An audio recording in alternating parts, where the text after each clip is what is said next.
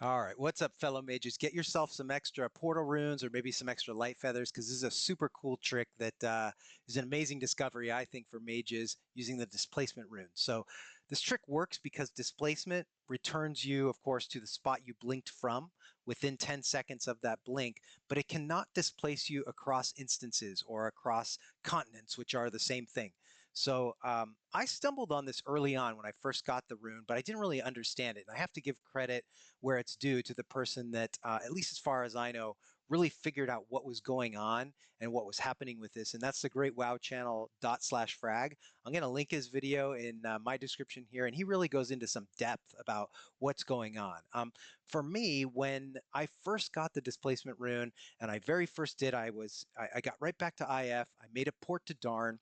I blinked in IF, took that port, and the second I loaded into Darn, I displaced to see if I would go all the way back to IF. How far could it go? And I was kind of shocked because I found myself falling high above like the border of Thousand Needles and Feralas. It was really weird. And I tried to do the exact same thing again, and the same thing happened. I was in the same spot. So I thought, well, all right, that's a weird glitch. If you displace across continents, you end up above Thousand Needles. And that was it. I sort of just went on living my life. And what /frag figured out and discovered is that when you blink, the game's actually recording your position on whatever continent you're on. And then if you take a portal to the other continent, then displace, you're going to displace to the original coordinates that the game recorded, but on the new continent that you just took the portal to. So, and one caveat to this is that the coordinates are not the same numerical coordinates as you'd see on your map and your cursor in the game, but there is a perfect correlation. So the smart thing that he did was to find one corresponding spot on each of the maps and then overlay the two, and then he could flip back and forth to sort of see where he wanted to port from and where he thought he was going to land. So I looked at it from a perspective of a grid and numerical coordinates, sort of like this. And what I found was that if you record your position on the Eastern Kingdom's continent and then you port to Kalimdor, you'll port to almost the same X coordinate. Maybe it's like one higher, and you'll end up at the Y coordinate that is 20 higher than you were on Eastern Kingdoms. And in that way, you could simply put your cursor on the Eastern Kingdoms continent map, note those chords, and then say, okay, I'm going to end up at one higher on the X and 20 higher on the Y on the other map. So I preferred, again, to sort of visualize it this way with the maps side by side, with the two maps adjusted in height so that the Y coordinate 20 coordinate difference was lined up and the horizontal lines line up. And then the X coordinate is just marked as a vertical line here in the middle or right on X equals 50, right? So incidentally, this only applies to the entire zoomed out continent map, right? It doesn't apply to the way that zoomed in maps would line up because they all have their 1 to 100 coordinates. So the and one more sort of caveat to this is that the areas above and below the red lines are sort of like off limits, right? Because if you were to port from, say, like STV, you would just end up floating in space and you actually have to reset your entire character, which I had to do many times. So it's very interesting. What can we do with this? What is it used for? So you're an Alliance Mage. It's DMF week. DMF is in Mulgore. We know that's just a pain to get there. I can look at the map and say, okay, DMF is here. If I follow it over to the right, I can see that corresponds to roughly just south of South Shore, almost in the water here, which South Shore is only a 4-minute flight from IF, pretty convenient. So I go to South Shore, and here's the steps. I start on the continent opposite of where I'm trying to port to. I make a portal there to the other continent. I blink next to my portal, which records my position here in Eastern Kingdoms. Click the portal.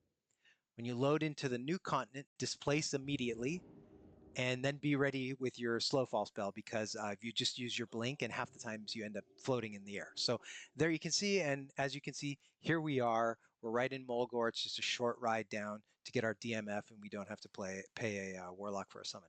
So another useful thing, how about this? This will be for phase 4, but this might be easier for Horde. But here you can see Ashara lines up pretty well with EPL, right? And Strath would be right at sort of the middle and top, north side of EPL.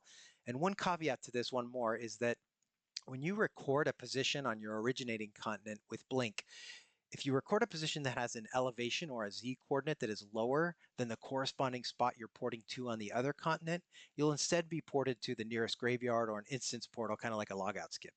So if we go a bit north of the flight point, we're here on Kalimdor, we make our port to IF on Eastern Kingdoms, Blink, port, displace, and because we ended up below the world in EPL, look where we are. It's a nice shortcut to the back door of Stratholme, which will be useful next phase. Another one, Morgan's Vigil, is just a quick flight from Stormwind. And of course, it lines up with the middle of Tenaris, which is usually a horrible long trip for Alliance. You can see that east area of Ironforge here aligns up pretty well with Faralos. So if you made your way out, say out to where like the Nomer instance is, sure enough, you end up, you're high in the air, but you end up right smack in the middle of Faralos, which is saving you a long trip, at least for Alliance. So useful stuff. Aside from that, there's the exploration aspect too, right? Which is more fun and interesting. I mentioned that initially I tested and found myself above 1,000 needles, and you actually get to a cool spot where you're sort of high in the air at the intersection of Tenaris, Thousand Needles, Faralos, and Shimmering Flats. And from here you can see the uninstanced version of ZF. You can see Shimmering Flats from above, the kind of big bowl that you quest in. Very interesting stuff.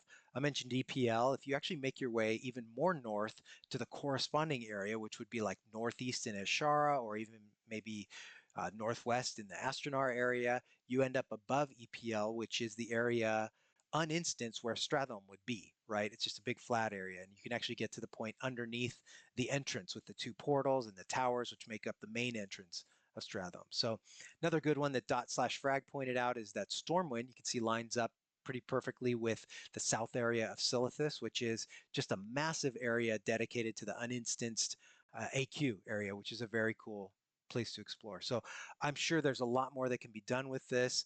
I'm sure there's more useful scenarios. If you're a mage and you want to try this out, and let me know anything cool that you found in the comments, I'd appreciate it. And have fun. Thanks for watching.